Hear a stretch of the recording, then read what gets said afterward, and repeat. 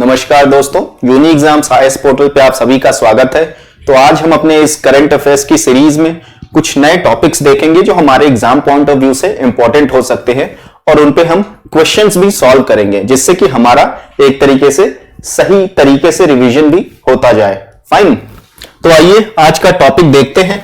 आज का हमारा पहला टॉपिक इकोनॉमिक सर्वे से जुड़ा हुआ टॉपिक है। रिसेंटली इकोनॉमिक सर्वे और बजट जो है गवर्नमेंट के द्वारा लाया गया, तो उसी से जुड़ा ये सवाल है। ये इंपॉर्टेंट टॉपिक हमारे एग्जाम पॉइंट ऑफ व्यू से हो जाता है इस वजह से। फाइन, तो हम देखते हैं इकोनॉमिक सर्वे के बारे में जाने। ये हमारा 2023 का इकोनॉमी सर्वे है और ये एक साल पहले का जो लास्ट ईयर होता है उसके लिए आता है। जैसे जो करंट जो अभी इकोनॉमिक सर्वे आया है वो हमारा 2022 से 23 का जो फाइनेंशियल ईयर है, इस पर्टिकुलर ड्यूरेशन के लिए इकोनॉमिक सर्वे लाया गया है। फाइन, तो इकोनॉमिक सर्वे क्या है? ये एक तरीके का डिटेल्ड रिपोर्ट है जो गवर्नमेंट के द्वारा लाया जाता है, जिसमें it tells us about the state of national economy. हमारे जो नेशनल इकोनॉमी के स्टेटस के बारे में बताता है, उसका एक तरीके से असेसमेंट जो है प्रेजेंट करता है इन अ रिपोर्ट फॉर्म। फाइन, तो ये किसके द्वारा लाया जाता है? अगर इसकी बात करें तो economic division of department of economic affairs, ठीक है, अंडर द गाइडेंस ऑफ जो चीफ इकोनॉमिक एडवाइजर है, उनके गाइडेंस में ये रिपोर्ट तैयार किया जाता है, ये इकोनॉमिक सर्वे तैयार किया जाता है। फाइन, और फाइनल ये प्रिपरेशन इसका होने के बाद, इसके बाद जो फाइनेंस मिनिस्टर है वो इसको अप्रूव करते हैं, ठीक, उसके बाद इसको रिलीज किया जाता है इस पर्टिकुलर इकोनॉमिक सर्वे को। फाइन, तो पहली बार इकोनॉमिक सर्वे कब लाया गया? अगर इसकी हम बात करें तो जो 1950 टू 51 का जो फाइनेंशियल ईयर था हमारा, उस टाइम पे जो है पहला इकोनॉमिक सर्वे प्रेजेंट किया गया और कुछ साल तक ये बजट के साथ ही आता था। बाद में इसको एक तरीके से अलग कर दिया गया। फाइन, तो इकोनॉमिक सर्वे का सिग्निफिकेंस क्या है हमारे लिए, या इंपॉर्टेंस क्या है? ठीक है, अगर इसकी हम बात करें तो ये क्या है, बजट के, अगर हम करंट सिनेरियो में देखें तो बजट के ठीक एक दिन पहले आता है, इसको रिलीज किया जाता है गवर्नमेंट के द्वारा। फाइन, तो ये क्या है, इसमें बहुत सारे असेसमेंट या रिकमेंडेशंस दिए गए होते हैं, ठीक है, जो हमारे जो नेशनल इकोनॉमी है उनसे जुड़ी हुई चीजें जो है प्रॉपर तरीके से इसमें मेंशन की जाती है। इसके बेसिस पे एक तरीके से फ्रेमवर्क साबित हो सकता है, ठीक है, आगे चल के किस तरीके से हमें काम करना चाहिए, गवर्नमेंट को अपनी पॉलिसीज डिसाइड करनी चाहिए, ठीक है, वो एक सेट ऑफ पैरामीटर प्रोवाइड करता है। फाइन, और अगर हम बात करें जो भी असेसमेंट और रिकमेंडेशंस इकोनॉमिक सर्वे में लाए जाते हैं, वो जो हमारे बजट है उस पर बाइंडिंग नहीं होता, ठीक, मतलब सपोज जो भी स्कीम्स जो है इसमें इकोनॉमिक सर्वे में दी गई है, तो वो क्या है, एक तरीके से वो बाइंडिंग नहीं होता हमारे बजट पे। फाइन, तो ये क्या है, एक तरीके का ऑथोरिटेटिव और कॉम्प्रिहेंसिव डॉक्यूमेंट है या रिपोर्ट हम कह सकते हैं, जो कि जो हमारा गवर्नमेंट है उनके द्वारा खुद ही ये लेके आता है। फाइन, तो इट्स ऑब्जर्वेशंस एंड डिटेल्स इसके जो भी है ये क्या बताता हमें, it provides official framework for analysing the Indian economy, मतलब एक तरीके का स्ट्रक्चर प्रोवाइड करता है जिसके तहत हम अपने इकोनॉमी को एनालाइज कर सकते हैं फ्रॉम वेरियस पैरामीटर के पॉइंट ऑफ व्यू से देखें हम, ठीक। तो आइए जो इस साल का जो बजट था उसके कुछ हाइलाइट्स के बारे में अगर बात करें तो 2023-24 का जो जीडीपी ग्रोथ जो टारगेट रखा गया है क्या है, 6.0 से 6.8 के बीच में हमारा जीडीपी ग्रोथ रहने वाला है, ऐसा बजट के द्वारा या इस सर्वे के द्वारा बताया जा रहा है। फाइन, इन्फ्लेशन की अगर बात करें तो headline inflation has been projected at 6.8%, कब, इन फाइनेंशियल ईयर 2023 का था। फाइन, जबकि जो नॉर्मल रेंज होना चाहिए इन्फ्लेशन का वो क्या है, 2 to 6% के बीच में होना चाहिए। फाइन, बट ये क्या है, अगर हम ग्लोबल सिचुएशंस को देखते हुए जो है ये हमारा इस रेंज से बाहर रहने वाला है। फाइन, वही अगर हम हेल्थ की बात करें तो 2023 की अगर बात करें तो जो जीडीपी का 2.1%, ठीक है, जीडीपी का बजट एक्सपेंडिचर जो हमारा था वो कितना था, जीडीपी का 2.1% इन 2023। और वही अगर हम बात करें 2022 की तो ये 2.2% था, और जबकि जो हमारा नेशनल हेल्थ पॉलिसी 2017 का है और 15th फाइनेंस कमीशन जो है उसके रिकमेंडेशन के हिसाब से हमें जो हमारा हेल्थ बजट है या एक्सपेंडिचर है उसको 2025 तक कितना 2.5% ऑफ जीडीपी तक लेके हमें जाना है। ठीक, ये टारगेट्स हैं। फाइन, तो आइए सवाल देखते हैं। सवाल क्या कहता है कि with reference to economic survey of India 2023 consider the following statements. पहला है कि द असेसमेंट एंड रिकमेंडेशंस जो है carried in the survey are binding on the budget. ये स्टेटमेंट हमारा बिल्कुल गलत है, क्योंकि हमने बताया कि ये बाइंडिंग नहीं है। सर्वे में जो भी रिकमेंडेशंस या असेसमेंट्स दिए होते हैं वो हमारे बजट पे बाध्यकारी नहीं होता। फाइन, तो ये इनकरेक्ट हो जाता है। दूसरा क्या है कि India is to witness GDP growth of 6 to 6.8% in the financial year 2023-24। ये बिल्कुल करेक्ट है हमारा। ठीक है, तो यहां से हमारा चूंकि करेक्ट पूछा जा रहा है तो that is B will be our answer, केवल 2 ये हमारा सही उत्तर हो जाएगा। ठीक है, आइए अगले टॉपिक की ओर चले। अगला टॉपिक हमारा माइक्रोसॉफ्ट के प्रोजेक्ट एलोरा से रिलेटेड ये टॉपिक है। ठीक, इसमें क्या है, इसके अंदर लैंग्वेज को जो भी एक तरीके से जो लुप्त हो रहे हैं लैंग्वेजेस उनके लिए ये प्रोजेक्ट लाया गया है माइक्रोसॉफ्ट के लिए। ठीक है, जिससे कि ऑनलाइन प्रेजेंस इन लैंग्वेजेस का उसको बढ़ाया जा सके। ठीक, तो आइए देखते हैं इसके बारे में। ये 2015 में लॉन्च किया गया था माइक्रोसॉफ्ट के द्वारा ये प्रोजेक्ट। ये क्या है, इसका एक तरीके से जो मेन ऑब्जेक्टिव है तो ब्रिंग जो रेयर इंडियन लैंग्वेजेस हैं उनको ऑनलाइन लेके आना है। ठीक है, उनके बारे में जो भी इंफॉर्मेशन है या जो भी डायलेक्ट्स है, ठीक है, उसको ऑनलाइन लेके आना है। फाइन, तो ये प्रोजेक्ट माइक्रोसॉफ्ट का, इसका जो पूरा नाम क्या है, इनेबलिंग लो रिसोर्स लैंग्वेजेस, मतलब एलोरा। ठीक, तो क्या करेगा ये रिसर्चर्स, इसके तहत जो रिसर्चर्स होंगे they will build digital resources of languages.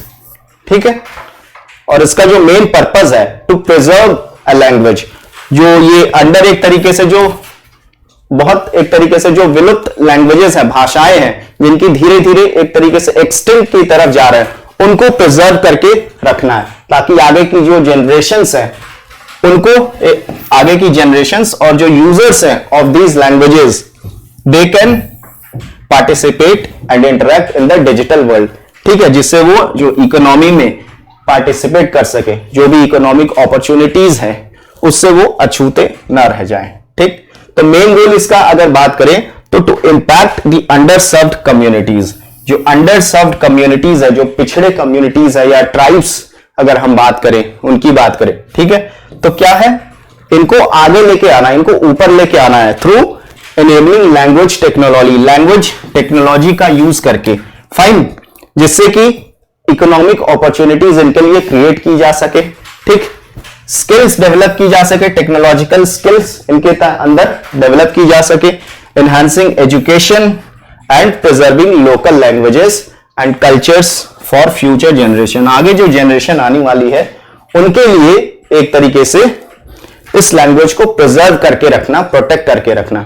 ठीक है, तो मेन एक तरीके से मुद्दा क्या है कि जो अंडर सर्व्ड कम्युनिटीज हैं उनके जो भाषाएं हैं, लैंग्वेजेस हैं, उनको प्रिजर्व करके रखना है ताकि जो फ्यूचर जनरेशंस हैं वो एक तरीके से इनके बारे में जान सके।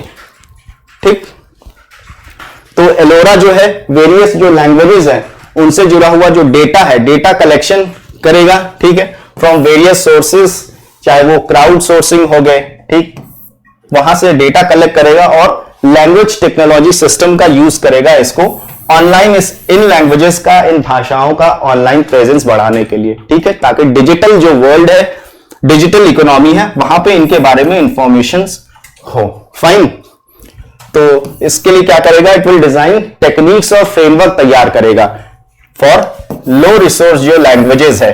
ठीक है, and building speech and NLP.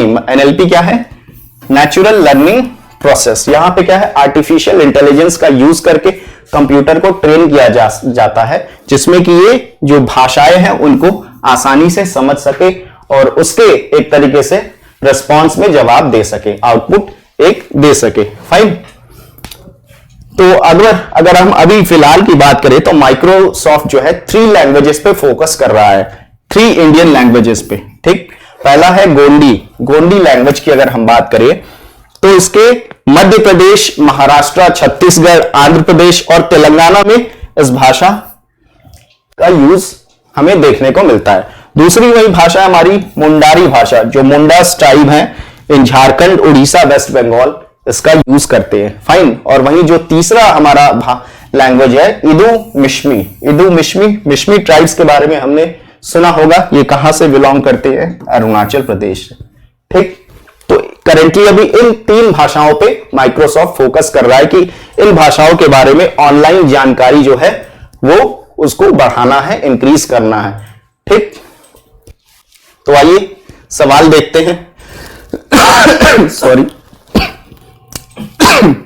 With reference to Project Ellora, consider the following statements. पहला है, under the project, researchers are building digital resources of certain languages. ये हमारा बिल्कुल सही बात है। ठीक, दूसरा स्टेटमेंट है कि it has been launched by Google to bring rare Indian languages online. ये हमारा क्या है? इनकरेक्ट है, बिकॉज ये माइक्रोसॉफ्ट के द्वारा ये प्रोजेक्ट लाया गया है। ठीक है, तो यहां हमारा करेक्ट आंसर चूंकि पूछा गया है तो A will be, that is only 1 हमारा सही उत्तर हो जाएगा। ठीक, आइए आगे चलते हैं। अगला टॉपिक हमारा है क्वालिफाइड इंस्टीट्यूशनल बायर से जुड़ा हुआ। ठीक है, रिसेंटली जो है गौतम अडानी न्यूज में थे, उसकी वजह से ये टॉपिक हमारा न्यूज में रहा। ठीक है, तो आखिर हम जानते हैं कि जो क्वालिफाइड इंस्टीट्यूशनल बायर हैं या इंस्टीट्यूशनल इन्वेस्टर्स जो है वो, उसके बारे में हम अगर जाने तो दीज आर इंस्टीट्यूशनल इन्वेस्टर्स जिनके पास they are generally perceived to process, इनके पास एक्सपर्टीज और फाइनेंशियल एक तरीके से मसल होती है। ठीक है, जिसके दम पे ये जो कैपिटल मार्केट है वहां पे ये इन्वेस्टमेंट करते हैं और एक तरीके से मार्केट को सही तरीके से इवैल्यूएट करते हैं। फाइन, और फिर इन्वेस्ट करते हैं, तो इनको हम क्वालिफाइड इंस्टीट्यूशनल बायर्स बोलते हैं। तो ये सेबी के द्वारा ये रेगुलेट किए जाते हैं ये इन्वेस्टर्स, और सेबी के द्वारा ये कहा गया है कि ये जो QIBs हैं, क्वालिफाइड इंस्टीट्यूशनल बायर्स हैं, इनके जो शेयर्स है वो 50% से ज्यादा शेयर्स एलोकेट नहीं किए जाने चाहिए किसी भी, अगर हम कंपनी की बात करें। फाइन, तो क्वालिफाइड इंस्टीट्यूशनल बायर्स की अगर हम बात करें, कौन कौन इस कैटेगरी में आ सकते हैं, अगर इसकी बात हम करें तो जो शेड्यूल्ड कमर्शियल बैंक्स हो गई, म्यूचुअल फंड्स हो गए, वेंचर कैपिटल फंड्स हो गए जो सेबी के अंडर रजिस्टर्ड हैं, वहीं जो फॉरेन इंस्टीट्यूशनल इन्वेस्टर है जो सेबी के अंडर रजिस्टर्ड है, साथ साथ फॉरेन वेंचर कैपिटल इन्वेस्टर्स हो गए, स्टेट इंडस्ट्रियल डेवलपमेंट कॉर्पोरेशंस हो गए, और जो अन्य इंश्योरेंस कंपनीज हैं जो कि insurance regulatory development of India के तहत क्या है, रजिस्टर्ड है। तो ये सारे हमारे क्या है, क्वालिफाइड इंस्टीट्यूशनल बायर्स के लिस्ट में हमारे आ जाते हैं। ठीक, तो आइए सवाल देखते हैं। Consider the following statements. पहला है शेड्यूल्ड कमर्शियल बैंक्स, दूसरा है स्टेट इंडस्ट्रियल डेवलपमेंट कॉर्पोरेशंस, तीसरा है म्यूचुअल फंड्स, चौथा है वेंचर कैपिटल फंड्स। तो पूछा जा रहा है कि इनमें से कौन सा जो है क्वालिफाइड इंस्टीट्यूशनल इन्वेस्टर या बायर का क्या है, पार्ट है। ठीक, तो अगर हम इसकी बात करें, जैसा कि हमने अभी देखा, ये चारों के चारों क्या है, इसके पार्ट है, क्वालिफाइड इंस्टीट्यूशनल बायर या इन्वेस्टर का हिस्सा है। ये सभी उस कैटेगरी में जो है फॉल कर सकते हैं। ठीक, तो यहां से जो हमारा उत्तर हो जाएगा वो हो जाएगा सी, दैट इज 1, 2, 3 और 4 सभी क्या है, स्टेटमेंट्स हमारे करेक्ट हैं। ठीक है, आइए आगे बढ़ते हैं। अगला टॉपिक हमारा आई सेट के से जुड़ा हुआ ये टॉपिक है। ठीक, इसके बारे में अगर बात करें तो रिसेंटली यूएस और इंडिया के बीच जो है पहला एक तरीके से मीटिंग होने वाला है फॉर स्ट्रैटेजिक पार्टनरशिप। ठीक है, तो इसके बारे में देखें तो आई सेट का क्या मतलब है, initiative on critical and emerging जो टेक्नोलॉजीज हैं उससे जुड़ी हुई ये डायलॉग है। ठीक है, भारत और यूएस के बीच में। ठीक, अनाउंस किया गया था इसको 2022 में, और एक तरीके से दोनों कंट्रीज के जो नेशनल सिक्योरिटी काउंसिल्स हैं या एडवाइजर्स है वो इसको हेड करेंगे। फाइन, इस डायलॉग को का नेतृत्व करेंगे एक तरीके से। फाइन, तो एम क्या है इसका, कि इंडिया और यूएस का जो पार्टनरशिप है in the field of critical and emerging technologies, उसको ज्यादा से ज्यादा बढ़ाना है, प्रमोट करना है, फाइन, जिससे कि they are able to drive global growth, जैसे ग्रोथ देखने को मिले दोनों कंट्रीज के बारे में, साथ ही साथ दोनों कंट्रीज के बीच जो रिलेशन है वो खासकर से इकोनॉमिक जो रिलेशन है वो और ज्यादा बेहतर हो, इंप्रूव हो, एक तरीके से कंपटीशन भी देखने को मिले, साथ ही साथ प्रोटेक्ट जो नेशनल सिक्योरिटी इंटरेस्ट है दोनों देशों का उसको प्रोटेक्ट कर सके, फाइन। इस वजह से ये डायलॉग कंडक्ट करवाया जा रहा है, फाइन। तो अगर हम किन एरियाज पे, किन इमर्जिंग जो है टेक्नोलॉजीज हैं, क्रिटिकल एंड इमर्जिंग टेक्नोलॉजीज पे काम होगा, अगर उसके बारे में बात करें तो रिसर्च एंड डेवलपमेंट के फील्ड में, वहीं क्वांटम कंप्यूटिंग के फील्ड में, ठीक, डिफेंस इनोवेशन हो गए, स्पेस हो गया, 6G हो गया, अभी 5G चल रहा है, अभी इसके बाद 6G से जुड़ी हुई बातें होंगी, साथ ही साथ सेमीकंडक्टर्स। तो ये सारे क्या है एरियाज ऑफ कोऑपरेशन जो है आईसेट के अंदर हमें देखने को मिलेंगे, फाइन। सॉरी। तो इसका इंपॉर्टेंस क्या, अगर हम इसकी बात करें तो एक तरीके से it will accelerate America's technology partnership, India के साथ जो पार्टनरशिप है उसको बढ़ाएगा, या एक तरीके से दोनों कंट्रीज का जो इंटरेस्ट है, नेशनल इंटरेस्ट, उसको अलाइन करेगा, एक मतलब जैसे पैरेलल लेके चलेगा, फाइन। साथ ही साथ जो नेक्स्ट इंडस्ट्रियल रेवोल्यूशन है उसके लिए भी क्या है ये बेहद जरूरी है, खासकर से अगर हम स्पेस और फ्यूचर डिफेंस सेक्टर की बात करें या नीड की बात करें तो उसके पर्सपेक्टिव से, फाइन। साथ ही साथ it is also important for India's role as a trusted supply chain partner, ठीक, बन सकता है। और साथ ही साथ अगर हम यूएस का जो एक्सपोर्ट कंट्रोल रेस्ट्रिक्शंस हैं आगे चल के जो है यूएस इस पार्टनरशिप के बाद क्या है धीरे धीरे उसको रेस्ट्रिक्शंस को खत्म करेगा या मिनिमाइज करेगा, इससे इंडिया को ज्यादा से ज्यादा और फायदा होगा, फाइन। और क्या है sustaining free open and secure global economy, जिससे आसानी से ट्रेड जो है किया जा सके, fine, that can ensure the future happiness of humanity, fine, जिससे दोनों देशों का फायदा हो सके, ठीक। तो आइए सवाल देखते हैं। With reference to the initiative on critical and emerging technologies, जिसको हम आईसेट डायलॉग बोल रहे हैं, कंसिडर द फॉलोइंग स्टेटमेंट्स। पहला है कि it is spearheaded by national security councils of India and United States, बिल्कुल सही स्टेटमेंट है हमारा। दूसरा क्या कहता है कि the areas of cooperation include fields of R&D, quantum computing, space and semiconductors. ये भी हमारा क्या है, ये सभी क्या है इसके अंदर एरियाज हो हैं जिन पे बातचीत होगी, फाइन। तो चूंकि हमसे यहां करेक्ट पूछा जा रहा है तो 1 and 2 दोनों ही हमारे करेक्ट हैं, ठीक। तो सी हमारा उत्तर हो जाएगा यहां पे, फाइन। आइए आगे देखते हैं। अगला जो टॉपिक है हमारा सोलिगा एकारिनाटा, ठीक है, रिसेंटली इसको डिस्कवर किया गया। ये क्या है, एक वास्प की प्रजाति है, स्पीशीज है। वास्प क्या है, एक इंसेक्ट होता है जैसा कि आप देख सकते हैं, जो कि डंक भी मारता है, ठीक, स्टिंग एक तरीके से इसके पास होता है जिससे वो जो है डंक भी मारता है, फाइन। तो आइए इसके बारे में जाने। एक न्यू जो जीनस है इसकी जो प्रजाति है वो देखने को मिली, ठीक। आइए इसके बारे में हम देखते हैं। तो इसका जो सिग्निफिकेंट बात है कि स्ट्राइकिंगली कलरफुल, काफी आश्चर्यजनक जो है कलर जो है इस वास्प का या इस इंसेक्ट का वो देखने को मिला, ठीक है। कहां से मिला है ये, अगर इसकी बात करें from the forest of Biligiri Rangana hills, कहां पे, कर्नाटका में, ठीक है। इसके अलावा भी और लोकेशंस पे मिले हैं, खासकर से नॉर्थ ईस्ट में, उसके बारे में भी हम बात करेंगे, फाइन। तो ये किसके द्वारा, एंटोमोलॉजिस्ट जो हैं, जो कि स्टडी करते हैं, इंसेक्ट्स का स्टडी करते हैं, उनके द्वारा ये डिस्कवरी किया गया, फाइन। सॉरी। तो इसका जो नाम है सोलिगा एकारिनाटा रखा गया है आफ्टर जो वहां के जो उस लोकेलिटी के जो इंडिजिनस कम्युनिटी है उनके ऊपर ये नाम रखा गया है, फाइन। कहां पे, BR हिल्स, जैसा कि हमने बताया, Biligiri Rangana hills and Male Mahadeshwara hills, ठीक है, कहां पे, कर्नाटका में, फाइन।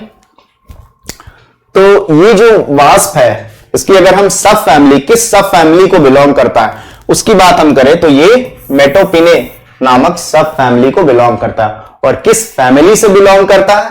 ये तो सब फैमिली क्या होगी, एक सब कैटेगरी हो गया। अगर हम फैमिली की बात करें तो इचनियोमोनिडे नामक फैमिली से बिलोंग करता है।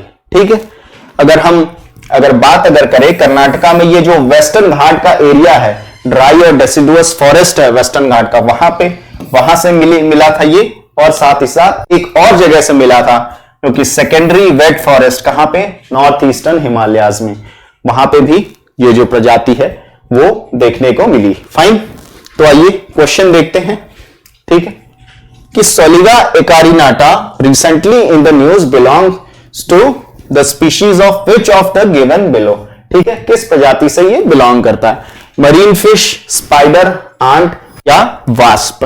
ठीक, तो जैसा कि हमने देखा ये हमारा आंसर जो है डी वास्प हो जाएगा, या जिसको हम ततैया भी कहते हैं हिंदी में। फाइन, तो ये हमारा उत्तर हो जाएगा। ठीक, तो ये था आज का हमारा टॉपिक, आज का क्वेश्चन हमारा यही खत्म होता है। कल हम फिर आपके साथ नए क्वेश्चंस लेके आएंगे और तब तक आप ज्यादा से ज्यादा जो क्वेश्चंस है उसको प्रैक्टिस करते रहिए, बिकॉज रिवीजन करने का जो है एक सबसे जो अच्छा तरीका होता है कि ज्यादा से ज्यादा हम सवाल लगाएं उस पर्टिकुलर टॉपिक पे। ठीक है, तो तब तक के लिए हम जय हिंद, जय भारत।